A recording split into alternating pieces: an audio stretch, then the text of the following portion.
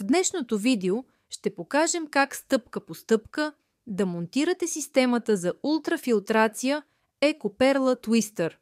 Системата обикновено се монтира под кухненската мивка, но може да бъде инсталирана на всяко място с достъп до водоподаване и достатъчно пространство. EcoPerla Twister може да се свърже и с диспенсъра или ледогенератора на хладилник. По време на монтажа използвайте еднократни ръкавици. В комплекта, заедно с системата, ще намерите канелка за пречистената вода и всички необходими монтажни материали. Необходими са още винтоверт, водопроводни ключове, отвертка, свредло според материала на плота и силикон.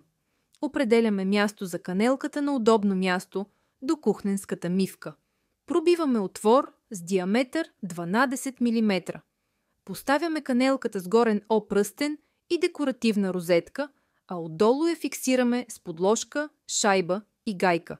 Завинтваме адаптера, към който по-късно ще свържем маркуча за пречистена вода. Свързваме системата към водопроводната мрежа. Затваряме крана за студена вода и източваме остатъчната вода. Развиваме гайката на гъвкавия маркуч за студена вода и монтираме трипътен фитинг 3/8 инча. Резбата на крана уплътняваме с тефлонова лента. Вкарваме маркуча, затягаме гайката и при нужда скъсяваме до подходяща дължина. Завиваме сферичния кран и към него свързваме регулатора на налягане по посока на потока. Маркучите не трябва да се кръстосват или оплитат. Оставете ги достатъчно дълги за лесна подмяна на филтрите. Свързваме регулатора с парче маркуч, чийто край поставяме в входа на датчика против наводнение.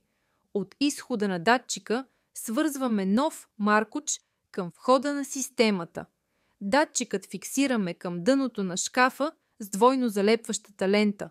Единият край на маркуча за пречистена вода свързваме с канелката чрез адаптер. Отстраняваме предпазния клипс, в маркуча поставяме втулката, вкарваме в адаптера на канелката и фиксираме с клипс. Другия край свързваме с изхода за вода от системата.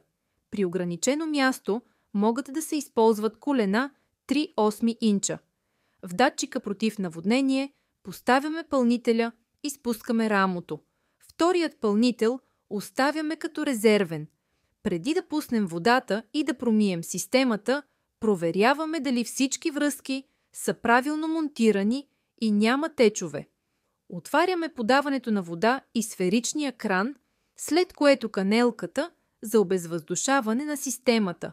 Когато струята се стабилизира, оставяме водата да тече 5 до 10 минути, за да се промият филтрите. В началото е възможно водата да е мътна или побеляла. Това е нормално, дължи се на активния въглен или на въздушни мехурчета. Източваме водата, докато стане бистра. Системата е готова за употреба.